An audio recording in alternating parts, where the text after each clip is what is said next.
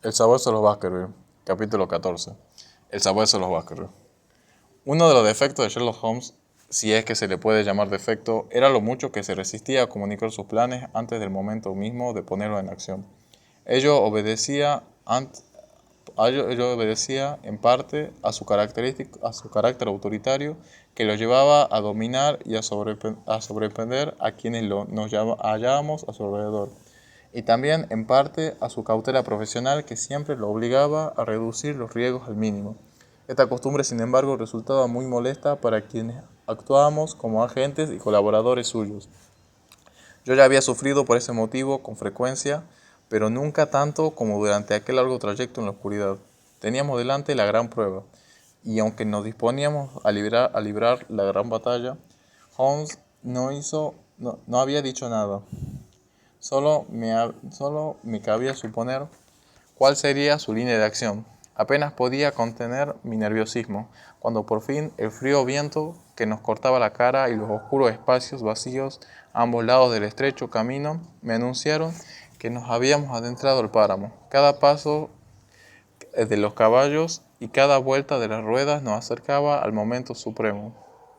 Debido a la presencia del cochero nos hallábamos con libertad y nos veíamos forzados a conversar sobre los temas triviales mientras la emoción y la esperanza tensaban nuestros nervios. Después de aquellas forzadas reservas me supuso un gran alivio dejar atrás la casa Frankland y saber que nos acercamos a la mansión de los Baskerville y al escenario de la acción. En lugar de llegar en coche hasta la casa, nos apeamos junto al portón del comienzo de la avenida.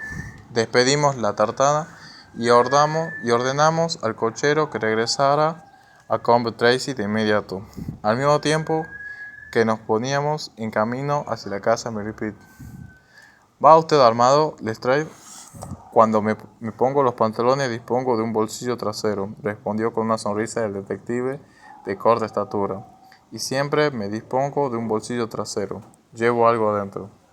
Bien, también mi amigo y yo estamos preparados para cualquier emergencia. Se muestra usted muy reservado acerca de este asunto, señor Holmes. ¿A qué vamos a jugar ahora? Jugaremos a esperar. Válgame Dios, este sitio no tiene nada de tranquilo, dijo el detective con un estremecimiento, contemplando a su alrededor las tétricas laderas de colina y el enorme lago de niebla que descansaba sobre la extensa ciénaga de Grimpen. Veo unas luces delante de nosotros. Eso es la casa Merripit, y al final de nuestro trayecto. He de rogarles que caminen de puntillas y hablen en voz muy baja. Avanzamos con grandes precauciones por el sendero, como si nos dirigíamos hacia la casa, pero Holmes hizo que nos detuviéramos cuando nos encontramos a unos 200 metros. Ya es suficiente, dijo. Esas rocas de la derecha van a proporcionarnos una interesante protección. ¿Hemos de esperar ahí? Así es. Vamos a preparar nuestra pequeña emboscada. Lestrade, métase en ese hoyo. Usted ha estado dentro de la casa, ¿no es cierto, Watson? ¿Puede describirme la situación de las habitaciones? ¿A qué corresponden esas ventanas enrejadas? Creo que son las de la cocina. Y las que quedan un poco más allá, tan bien iluminadas, se trata sin duda del comedor. Las persianas están levantadas. Usted es quien mejor conoce el terreno. Deslice con el mayor sigilo y vea lo que hacen. Pero por el amor del cielo, que no descubran que lo estamos vigilando. Avance sigilosamente por el sendero y me agaché detrás del muro de poca altura que rodeaba el huerto de árboles achaparrados. Aprovechando su sombra, me deslicé hasta alcanzar un punto que me permitiría mirar directamente por la ventana desprovisada de visillos. Solo había dos personas en la habitación, Sir Henry y Stapleton, sentados alrededor de la mesa redonda. Yo los veía de perfil desde mi punto de observación. Ambos fumaban cigarros y tenían delante café y vino de Oporto. Stapleton hablaba animadamente, pero el baronet parecía demacrado y ausente. Quizás la idea del paseo solitario a través del páramo pesaba en su ánimo. Mientras los contemplaba, Stapleton se puso de pie y salió de la habitación. Sir Henry volvió a llenarse la copa y se recostó en la silla, aspirando el humo del cigarro. Luego oí el chirrido de una puerta y el ruido muy nítido de unas botas sobre la grava. Sus pasos recorrieron el sendero por el otro lado del muro que me cobijaba. Alzando un poco la cabeza, vi que el naturalista se detenía ante la puerta de una de las dependencias de la casa, situada en la esquina del huerto. Oí girar una llave y al entrar Stapleton se oyó un ruido extraño en el interior. El dueño de la casa no permaneció más de un minuto allí dentro. Después oí de nuevo girar la llave en la cerradura. El naturalista volvió a pasar cerca de mí y regresó a la casa. Cuando comprobé que se reunía con su invitado, me deslicé en silencio hasta donde me esperaban mis compañeros y les conté lo que había visto. ¿Dice usted, Watson, que la señora no está en el comedor?, preguntó Holmes cuando terminé mi relato. No. ¿Dónde puede estar? En ese caso, dado que no hay luz en ninguna otra habitación, si se exceptúa la cocina. No sabría decirle. Ya he mencionado que sobre la ciénaga de Grimpen flota una espesa niebla blanca que avanza lentamente en nuestra dirección, y que se presentaba frente a nosotros como un muro de poca altura, muy denso y de límites muy precisos. La luna la iluminaba desde lo alto, convirtiéndola en algo parecido a una resplandeciente lámina de hielo de grandes dimensiones, con las crestas de los riscos de manera de rocas que descansaban sobre su superficie. Holmes se había vuelto a mirar la niebla y empezó a murmullar impaciente mientras seguía con los ojos su lento derivar. Viene hasta nosotros, Watson. ¿Eso es grave? ¿Es eso grave? Ya lo creo. La única cosa capaz de desbaratar mis planes, el baronet ya no puede retratarse mucho. Son las 10. Nuestro éxito y hasta la vida de Sir Henry puede depender de que salga antes que la niebla cubra el sendero. Por encima de nosotros, el cielo estaba claro y sereno.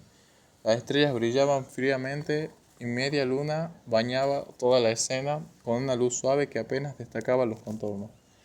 Ante nosotros yacía la masa oscura de la casa, con el tejado dentado y las enhiestas chimeneas violentamente recortadas contra el cielo plateado. Amplias manchas de luz dorada procedentes de las habitaciones iluminaban del piso bajo que se extendía sobre el huerto y el páramo. Una de las ventanas se cerró de repente. Los criados habían abandonado la cocina. Solo quedaba la lámpara del comedor, donde los dos hombres y el criminal anfitrión y el desprevenido invitado todavía conversaban, saboreando sus cigarros puros. Cada minuto que pasaba algodonizaba bruma blanca que cubría la mitad del páramo se acercaba más a la casa. Los primeros filamentos cruzaron por delante del rectángulo dorado de la ventana iluminada. La valla más distante del huerto se hizo invisible y los árboles se hundieron a medias de un remolino de vapor blanco. Ante nuestros ojos los primeros tentáculos de niebla giraron por las dos esquinas de la casa y avanzaron lentamente, espesándose hasta que el piso alto y el techo quedaron flotando como una extraña embarcación sobre un mar de sombras. Holmes golpeó apasionadamente con la mano la roca que nos ocultaba y hasta pateó el suelo llevado por la impaciencia. Si nuestro amigo tarda más de un cuarto de hora en salir, si la niebla cubrirá el sendero, y dentro de media hora no nos veremos ni las manos. Y si nos situamos a mayor altura, sí, creo que no estaría de más, de manera que nos alejamos hasta unos 800 metros de la casa. Si bien el espeso mar blanco de su superficie plateada por la luna seguía avanzando lenta pero inexorablemente, hemos de quedarnos allí, dijo Holmes. No podemos correr riesgo de que Sir Henry sea alcanzado antes de llegar a nuestra altura. Hay que mantener esta posición a toda costa. Se dejó caer de rodillas y pegó el oído al suelo. Me parece que lo oigo venir, gracias a Dios. El ruido de unos pasos rápidos rompió el silencio del páramo. Agazapados entre piedras, contemplamos atentamente al borde plateado del mar de niebla que teníamos delante. El ruido de las pisadas se intensificó, y a través de la niebla Como si se trataba de una cortina, surgió el hombre al que esperábamos. Sir Henry miró a su alrededor, sorprendido de encontrarse de repente con una noche clara, iluminada por las estrellas. Luego avanzó con toda prisa por el sendero. Pasó muy cerca de donde estábamos escondidos y empezó a subir por la larga pendiente que quedaba a nuestra espalda. Al caminar miraba continuamente hacia atrás con evidente desasosiego. «Atento», exclamó Holmes, y al tiempo que se oía el nítido chasquido de un revólver al ser amartillado, «Cuidado, ya viene». De algún sitio en el corazón de aquella masa blanca que seguía desplazándose, llegó hasta nosotros un tamborileo ligero que continuó. La tiniebla se hallaba a 50 metros de nuestro escondite, y los tres lo contemplábamos sin saber qué horror estaba a punto de brotar de sus entrañas. Yo me encontraba junto a Holmes y me volví un instante hacia él. Lo vi pálido y exultante, brillándole los ojos a la luz de la luna. De repente, sin embargo, su mirada adquirió una extraña atención y el asombro le hizo abrir la boca. Lestrade también dejó escapar un grito de horror y se arrojó al suelo de bruces. Yo me puse en pie de un salto, inerte la mano que sujeta la pistola, paralizada la mente por la espantosa forma que, saltado, se acercaba a nosotros de entre las sombras de la niebla. Era un sabueso, un enorme sabueso, negro como un tizón, pero distinto a cualquiera que haya visto nuestro ojo humano. De la boca abierta le brotaban llamas y los ojos parecían carbones encendidos, y un resplandor intermitente que le iluminaba el hocico, el pelaje, el del lomo y el cuello. Ni a la pesadilla más delirante de un cerebro enloquecido podía haber tomado forma algo más feroz, más horroroso, más infernal que la oscura forma y la cara cruel que se precipitó sobre nosotros desde el muro de niebla. La enorme criatura negra avanzó a grandes saltos por el sendero, siguiendo los pasos de nuestro amigo. Hasta tal punto nos paralizó su aparición que cuando recuperamos la sangre fría ya había pasado. Entonces Holmes y yo disparamos al unísono, y la criatura lanzó proyectiles y la criatura lanzó un espantoso aullido, lo que quería decir que al menos uno de los proyectiles le había acertado. Sin embargo, siguió avanzando a grandes saltos y sin detenerse. A lo lejos, en el camino, vimos cómo Sir Henry se volvía, el rostro blanco a la luz de la luna, las manos alzadas en un gesto de horror, contemplando el impotente, el ser horrendo que le daba caza. Pero el aullido de dolor del sabueso había disipado todos nuestros temores. Si aquel ser vulnerable también era mortal, y si habíamos sido capaces de herirlo, también podíamos ser capaces de matarlo. Nunca he visto correr a un hombre como corrió Holmes aquella noche. Yo me considero veloz, pero mi amigo me sacó tanta ventaja como yo al detective de corta estatura. Mientras volábamos por el sendero, oímos delante los sucesivos alaridos de Sir Henry y el sordo rugido del sabueso. Puede ver cómo la bestia saltaba sobre su víctima, lo arrojaba al suelo y le buscaba la garganta. Pero un instante después, Holmes había disparado 5 veces su revólver contra el costado del animal. Con un último aullido de dolor y una violenta dentellada al aire, el sabueso cayó de espaldas, agitando furiosamente las 4 patas hasta quedar finalmente inmovilizado sobre el costado. Yo me detuve, jadeante, y acerqué mi pistola a la horrible cabeza luminosa. Pero ya no servía de nada apretar el gatillo. El gigantesco perro había muerto. Sir Henry seguía inconsciente en el lugar donde había caído. Le arrancamos el cuello de la camisa y Holmes musitó un agradecimiento al ver que no estaba herido. Habíamos llegado a tiempo. El baronet parpadeó a los pocos instantes e hizo un débil intento por moverse. Lestrade le acercó a la boca el frasco de brandy y muy pronto 2 ojos llenos de espanto nos miraron fijamente. «Dios mío», susurró nuestro amigo, «¿qué era eso? En nombre del cielo, ¿qué era?» «Fuera lo que fuese, ya está muerto», dijo Sherlock Holmes. «De una vez por todas hemos acabado con el fantasma de la familia de los Baskerville». El tamaño y la fuerza bastaban para convertir en un animal terrible a la criatura que yacía tendida ante nosotros. No era ni un sabueso ni mastín de pura raza, sino que parecía más bien una mezcla de los dos, demacrado, feroz y del tamaño de una pequeña leona. Incluso ahora, en la inmovilidad de la muerte de sus enormes mandíbulas, parecía seguir brotando una llama azulada de los ojillos crueles, muy hundidos en las órbitas, que aún daban la impresión de estar rodeados de fuego. Toqué con la mano el hocico, luminoso, y al apartar los dedos vi que brillaba en la oscuridad, como si ardiera a fuego lento. Fósforo, dije. Un ingenioso preparado hecho con fósforo, dijo Holmes, acercándose el sabueso al olerlo. Totalmente inodoro, para no dificultar la capacidad olfativa del animal. Es mucho lo que tiene usted que perdonarnos, Sir Henry, por haberlo expuesto a este asunto tan espantoso.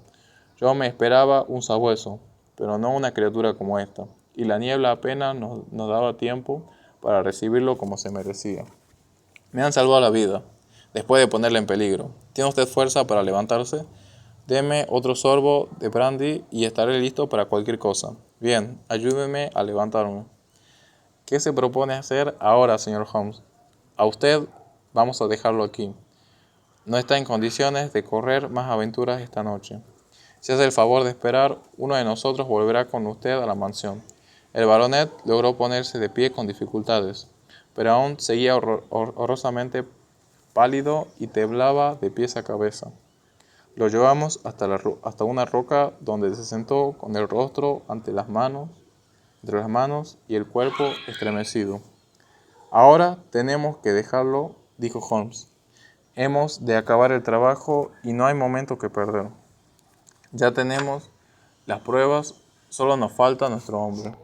Hay una probabilidad entre 1000 de que hallemos una casa, que lo hallemos en la casa. Siguió mi amigo mientras regresamos a toda velocidad por el camino. Sin duda los disparos le han hecho saber que ha perdido la partida. Estábamos algo lejos y la niebla ha podido amortiguar el ruido. Tenga usted la seguridad de que seguía al sabueso para llamarlo cuando terminara su tarea. No, ya habría huido, pero lo registraremos todo y nos aseguraremos. La puerta principal estaba abierta, de manera que irrumpimos en la casa y recorrimos velozmente todas las habitaciones con gran asombro del anciano y tembloroso sirviente que se tropezó con nosotros en el pasillo. No había otra luz que la del comedor, pero Holmes se apoderó de la lámpara y no dejó rincón de la casa sin explorar. Aunque no parecía por ninguna parte el hombre al que perseguíamos, descubrimos que en el piso alto uno de los dormitorios estaba con llave. «Aquí dentro hay alguien», exclamó Lestrade. Oigo ruidos, abra la puerta. Del interior brotaba débiles gemidos y crujidos. Holmes golpeó con el talón exactamente encima de la cerradura y la puerta se abrió inmediatamente. Pistola en mano, los tres entramos en la habitación. Pero en su interior tampoco se hallaba el criminal desafiante que esperábamos encontrar. Y sí, en cambio, algo tan extraño y tan inesperado que por unos instantes nos dejó asombrados y no supimos qué hacer. El cuarto estaba arreglado como un pequeño museo y en las paredes se alineaban las vitrinas que albergaban la colección de mariposas diurnas y nocturnas cuya captura servía de distracción para aquel hombre tan complicado y peligroso. En el centro de la habitación había un pilar, colocado allí en algún momento para servir de apoyo a la gran viga vieja y carcomida que sustentaba el techo. A aquel pilar le estaba atada una figura tan envuelta y tan tapada con las sábanas utilizadas para sujetar de momento, y no se podía decir si era hombre o mujer. Una toalla anudada por detrás del pilar le rodeaba la garganta. Otra le cubría la parte inferior del rostro y por encima de ella dos ojos oscuros que nos contemplaban llenos de horror, de vergüenza y de horribles preguntas. En un minuto habíamos arrancado la mordaza y desatado los nudos y la señora Stapleton se derrumbó delante de nosotros, mientras la hermosa cabeza se le doblaba sobre el pecho y cruzándole el cuello el nítido verdugo, el nítido verdugón de un latigazo. ¡Qué canalla!, exclamó Holmes. Lestrade, por favor, su frasco de brandy. Llévenla a esa silla. Los malos tratos y la fatiga han hecho que pierda el conocimiento. La señora Stapleton abrió de nuevo los ojos. ¿Está a salvo?, preguntó. ¿Ha escapado? No se nos escapará, señora. No, me refiero a mi marido. ¿Está Sir Henry a salvo? No me refiero a mi marido. ¿Está Sir Henry a salvo? Sí. Y el sabueso ha muerto. Al instante la señora Stapleton dejó escapar un largo suspiro de satisfacción. Gracias a Dios, gracias a Dios. Es muy canalla, vean cómo me trataron. Retiró las mangas del vestido para mostrarnos los brazos y vimos con terror que estaban llenos de cardenales. Pero eso no es nada. Lo que han torturado y profanado ha sido mi mente y mi alma. Lo he soportado todo, los malos tratos, soledad, una vida de engaño, todo, mientras aún podía agarrarme a la esperanza de que siguiera queriéndome, pero ahora sé que también en eso he sido su víctima y su instrumento.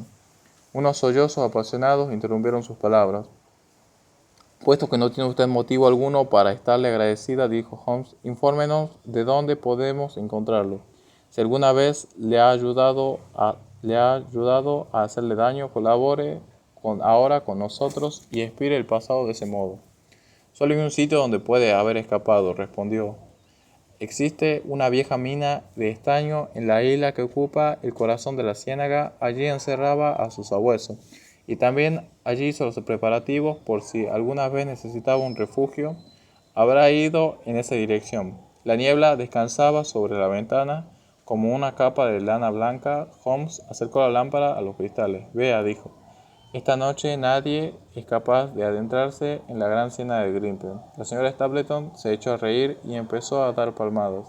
Sus ojos y sus dientes brillaron con una alegría atroz. Tal vez haya conseguido entrar, tal vez haya conseguido entrar, pero no saldrá, exclamó. No podrá ver las varitas que sirven de guía. Las colocamos juntos para señalar la senda a través de la ciénaga. Si hubiera podido arrancarlas hoy, entonces seguro que lo tendrían ustedes a su merced. Evidentemente era inútil proseguir la búsqueda antes que levantara la niebla. Dejamos a Lestrade para que custodiara la casa y Holmes y yo regresamos a la mansión del baronet. Ya no pudimos ocultarle por más tiempo la historia de los Stapleton, pero encajó con mucho valor las revelaciones de la mujer de la que se había enamorado. De todos modos, la impresión le producida por las aventuras nocturnas le había destrozado los nervios y poco después deliraba con una fiebre muy alta, atendido por el doctor Mortimer. Los dos estaban destinados a dar vuelta al mundo antes de que Sir Henry volviese a ser el hombre robusto y cordial que había sido antes de convertirse en el dueño de aquella mansión lastrada por el peso de la leyenda. Y ya solo me queda llegar rápidamente al desenlace de esta narración singular con la que he tratado de conseguir que el lector compartiera los miedos oscuros y las vagas conjeturas que ensombrecieron durante tantas semanas nuestras vidas y que concluyeron de manera tan trágica. A la mañana siguiente se levantó la niebla y la señorita Stapleton nos llevó hasta el sitio donde ella y su esposo habían encontrado un camino practicable para penetrar en el páramo. El interés y la alegría con que aquella mujer nos puso sobre la pista de su marido nos ayudó a comprender mejor los horrores de su vida con Stapleton. La dejamos en la estrecha península del suelo firme de turba que acababa de desaparecer en la ciénaga. A partir de allí, unas varitas clavadas en la tierra iban mostrando el sendero que zigzagueaba de juncar en juncar entre las pozas llenas de verdín y los fétidos cenagales que cerraban el paso a cualquier intruso.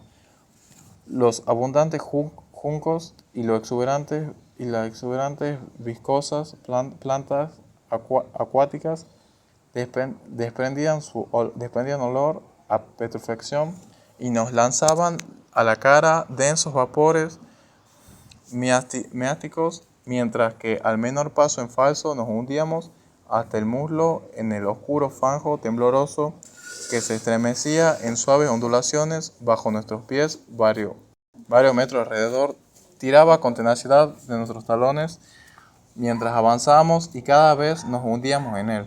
Se transformaba en una mano malévola que pretendía arrastrarnos hacia aquellas horribles profundidades. Tal era la intensidad y la decisión del abrazo con que nos sujetaba. Solo en una ocasión comprobamos que alguien había seguido aquella senda tan peligrosa ante nosotros. Del centro del matorral de juncias que lo mantenían fuera del fango sobresalía un objeto oscuro.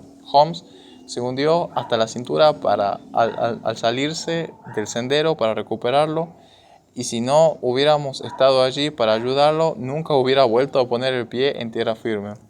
Lo alzó en el aire. Fue una bota vieja de color negro. Meyers, Toronto. Estaba impreso en el interior del cuero.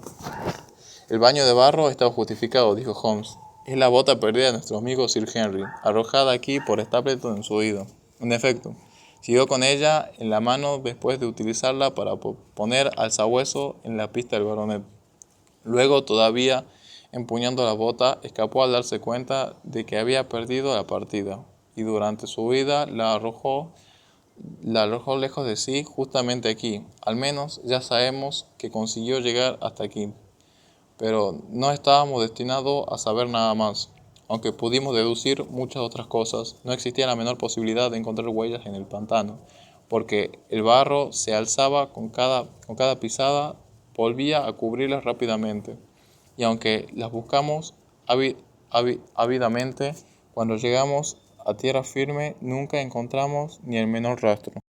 Si la Tierra nos contó una historia verdadera, hay que creer que Stapleton nunca llegó a la isla que aquella última noche trató de alcanzar entre la niebla y en la que esperaba refugiarse, hundido en aquel lugar del corazón de la gran ciénaga, en el fétido limo del enorme pantano que se había tragado.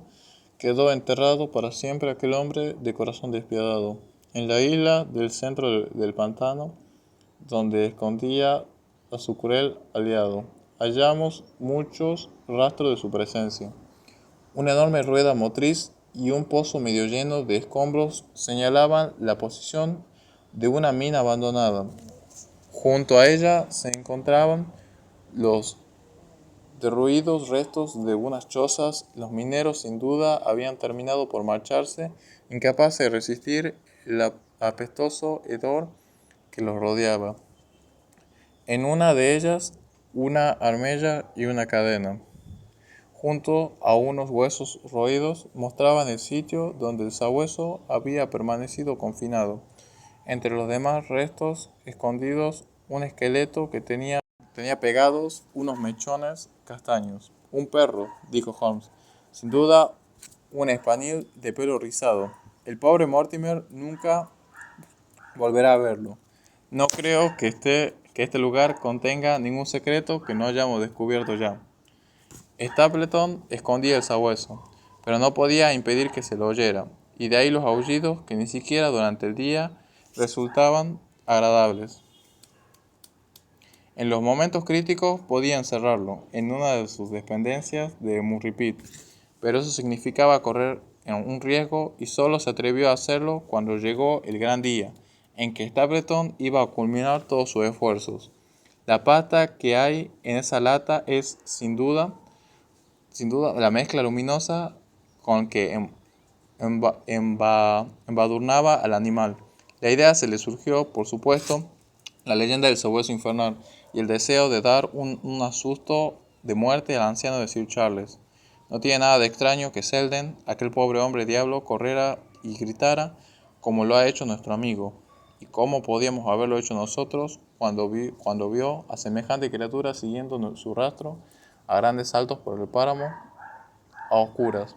Era una treta muy astuta porque, además de la posibilidad de provocar la muerte de la víctima elegida, ¿qué campesino se atrevería a interesarse de cerca por semejante criatura en el caso de que, como les ha sucedido a muchos, la vieran por el páramo? Lo que dije en Londres, Watson, y se lo repito ahora, nunca habíamos contribuido a acabar con un hombre tan peligroso como el que yace aquí, dijo extendiendo su largo brazo hacia la enorme extensión de la ciénaga cubierta de manchas verdes que se prolongaba hasta confundirse con el color rojizo del páramo.